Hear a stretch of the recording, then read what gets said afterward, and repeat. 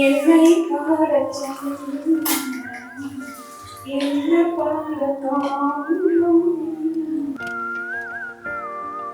எங்களது பார்த்தீங்கன்னா மேரேஜு 1990.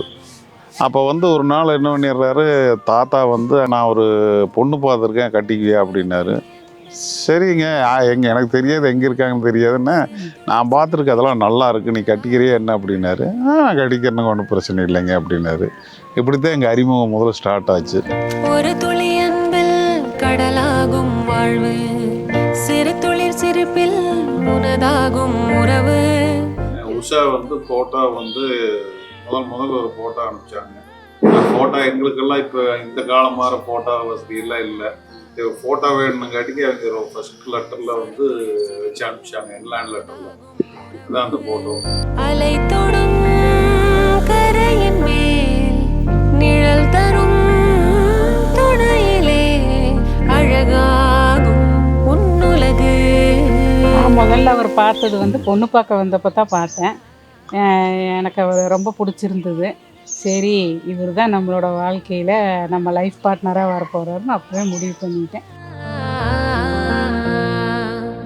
ஆறுதல் சொல்லில் இறகாகும் மனது, மாறுதல் நெஞ்சில் உருவாகும் பழகு. ஆறுதல் சொல்லில் இறகாகும் மனது, மாறுதல் நெஞ்சில் உருவாகும். எனக்கு நிச்சயம் முடிஞ்ச உடனே லெட்ரு வரும். நான் நினைப்பேன், ஆஹா பரவாயில்ல, சூப்பராக அவருக்கு தமிழ் நாலேஜ் எல்லாம் நல்லா இருக்குது, நல்லா எழுதுறா இருப்பார், எவ்வளோ அழகாக இருக்குதுன்னுலாம் நினச்சிருக்கேன். நானும் திருப்பி ரிப்ளை பண்ணியிருக்கேன், லெட்ரு போட்டிருக்கேன். அன்பானவருக்கு நானாகிய உங்கள் அன்பு உஷா எழுதி, என் காலில் பட்ட காயம் மாறிவிட்டது, அதை பற்றி கவலை வேண்டாம். யுவர்ஸ் உஷா மூர்த்தி. ஞாபகம் இருக்குதுங்க இல்லையா?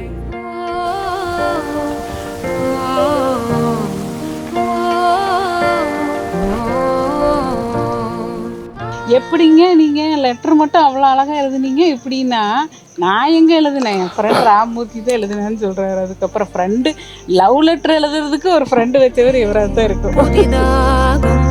உன்னுணர்வு அன்பிற்கும் உண்டோ அடைக்கும் தாழ், அன்பிற்கும் உண்டோ அடைக்கும் தாழ், அன்பிற்கும் உண்டோ அடைக்கும் தாழ், அன்பிற்கும் உண்டோ அடைக்கும் தாழ்.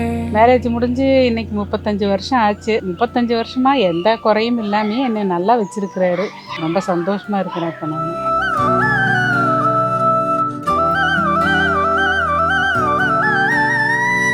வார்த்தை தேவையில்லை வாழும் காலம். நான் எங்கள் அப்பா வீட்டில் 23 வருஷம் இருந்ததை விட அவர்கிட்ட தான் 35 வருஷம் இருந்தேன். இந்த 35 வருஷத்தில் என்னை எந்த இடத்துலையுமே எந்த நேரத்துலையுமே எனக்கு கஷ்டம்னு ஒன்று அவர் காமிச்சதே கிடையாது. என் முகத்தை பார்த்தே கண்டுபிடிச்சிருவார் அவர் எனக்கு பிடிக்குதா பிடிக்கலையான்னு. இதயம் முழுதும் இருக்கும் இந்த தயக்கம் எங்கு கொண்டு நிறுத்தும்.